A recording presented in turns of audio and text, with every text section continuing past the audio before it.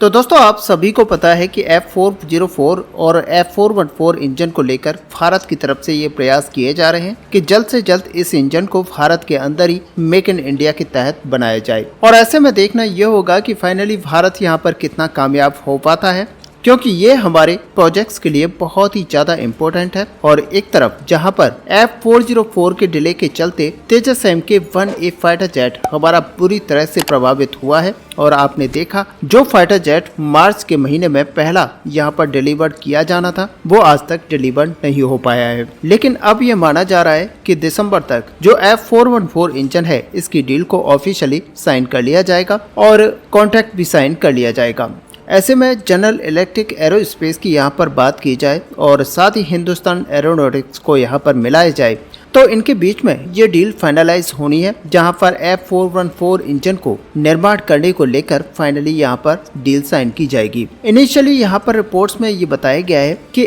80% जो transfer of technology है general electric के द्वारा भारत को प्रदान की जाएगी। ऐसे में हम सभी इस बात को लेकर खुश हैं कि 80% टेक्नोलॉजी जो कि काफी अच्छी होती है, लेकिन यहाँ पर जो सबसे क्रिटिकल टेक्नोलॉजी है जो कि 20% है उसको भारत नहीं ले पाएगा। लेकिन दोस्तों अब इसी बीच एक नई रिपोर्ट्स निकल कर आई है, जहां पर अब ये कहा जा रहा है कि भारत इस 20% के गैप को अपने इंडिजिनस रूट से पूरा करेगा। और इसमें कावेरी इंजन की भूमिका बहुत ही अहम होगी, क्योंकि कावेरी इंजन के अंदर जो टेक्नोलॉजीज यूज की जा रही हैं उसी को यहाँ पर 20% तक के लिए यूज किया जाएगा। अब दोस्तों HAL की तरफ से यहाँ पर पहले ही क्लियर किया जा चुका है कि वो इंजन की फैक्ट्री पर काम शुरू कर चुके हैं और ये जो पूरी फैसिलिटी है ये 2 वर्ष के अंदर ही बनकर तैयार हो जाएगी, जहाँ पर इन एडवांस इंजन का निर्माण किया जाएगा। अब जनरल इलेक्ट्रिक पहले ही इस बात को क्लियर कर चुका है कि उन्होंने जितना बड़ा transfer of technology package Bharat को दिया है, आज तक उनके द्वारा इतना बड़ा पैकेज अमेरिका के किसी सहयोगी देश तक को नहीं मिला है। क्योंकि अगर प्रीवियस एग्रीमेंट की यहाँ पर बात की जाए जो कि F414 इंजन से संबंधित है, तो यहाँ पर किसी भी देश के साथ हो उन सारे देशों को इतनी ज्यादा टेक्नोलॉजी शेयर नहीं की गई है।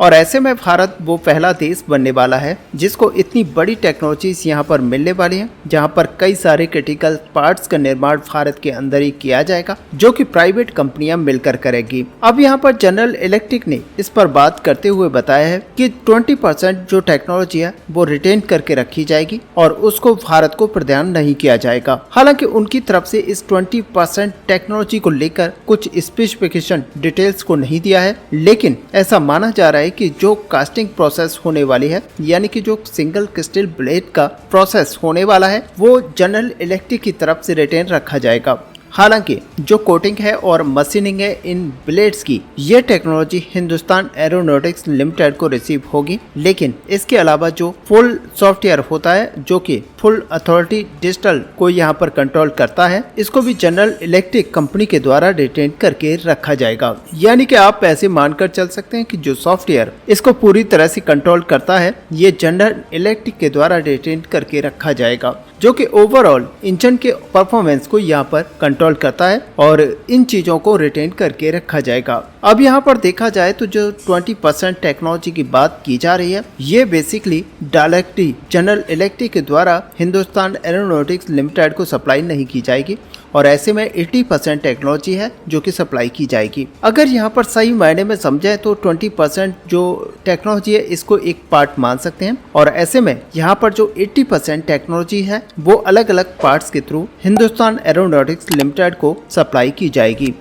अब दोस्तों आप ऐसे मान सकते हैं कि जो 20% टेक्नोलॉजी के अंदर जो भी पार्ट्स यहाँ पर बनने हैं वो अमेरिका के अंदर ही बनाकर तैयार किए जाएंगे, उसके बाद में भारत को सप्लाई किए जाएंगे, जहाँ पर भारत इनको असेंबल करते हुए अपने इस नए इंजन के अंदर यूज करेगा। ऐसे में जो प्लान है ये जनरल इलेक्ट्रिक की तरफ से तैयार किया गया है और ऐसे में जो F414 इंजन का जो निर्माण है वो भारत के अंदर किया जाएगा और ये इंजन भारत के तेजस मार्क 2M का मार्क 1 जैसे प्रोग्राम के अंदर इंडक्ट कराया जाएगा और इन दोनों फाइटर जेट्स को ये पावर्ड करेगा। लेकिन अब यहीं पर ट्विस्ट ये है कि भारत आखिरकार 20% टेक्नोलॉजी के गैप को पूरा करेगा। यहाँ पर एंट्री होती है DMRL की। ऐसे में आपको बता दें कि DMRL जो कि कावेरी इंजन में बहुत ही ज्यादा एक्टिव है और उनके द्वारा ऑलरेडी जो एक वैक्यूम इन्वेस्टमेंट काफी बड़े प्रोसेस पर किया जा रहा है और ये जो प्रोसेस होता है बेसिकली काफी इम्पोर्टेंट होता है, क्योंकि इसके अंतर्गत हम यहाँ पर बात करें तो इस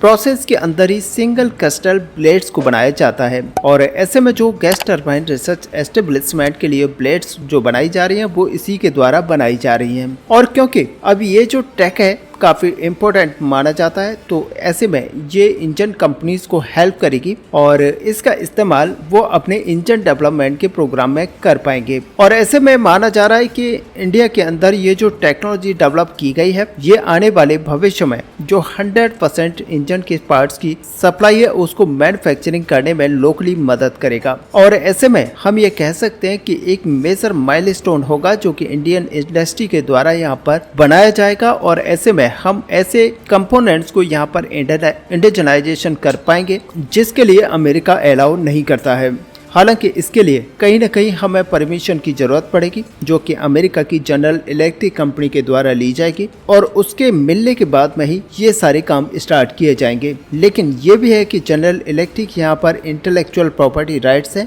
वो अपने पास रखेगा और इसके बाद जो एक्सपोर्ट्स राइट हैं ये भी अपने पास जनरल इलेक्ट्रिक के द्वारा रखे जाएंगे। अब क्योंकि यहाँ पर तेजस मार्क 2 की एक्चुअल टाइमलाइन इन इंजन निर्धारित करती है तो ऐसे में ये सबसे ज़्यादा इम्पोर्टेंट होगा कि शीघ्र अतिशीघ्र इन इंजन्स की डील को फाइनल कर लिया जाए, क्योंकि हाल ही में कुछ रिपोर्ट्स यहाँ पर निकल कर आई हैं जिनमें ये बताया जा रहा है कि तेजस मार्क 2 जो एयरक्राफ्ट है ये ऑलरेडी अपने असेंबली फेज में आ चुका है और इसको असेंबल यहाँ पर किया जाएगा और उसके बाद में यहाँ पर टेस्टिंग स्टार्ट की जाएगी। और ऐसे में अगर बड़े तौर पर यहाँ पर बात की जाए तो ये जो रिपोर्ट्स यहाँ पर निकल कर आई है उसके हिसाब से ये जो एयरक्राफ्ट है वो 2025 के मध्य तक या फिर 25 के अंत तक रोल आउट कर लिया जाएगा। हालांकि यहाँ पर कुछ लोगों का दावा है कि ये मार्च से जुलाई 2025 के बीच में देखने को आपको मिल सकता है, तो कुछ यहाँ पर रिपोर्ट्स दावा करती हैं कि ये हमें दिसंबर 2025 तक देखने को मिलेगा। लेकिन दोस्तों हाल ही में जोधपुर में जो इवेंट यहाँ पर तरंग शक्ति के नाम से किया गया था, इस दौरान कुछ ऐसी रिपोर्ट्स यहाँ पर निकल कर सामने आई थी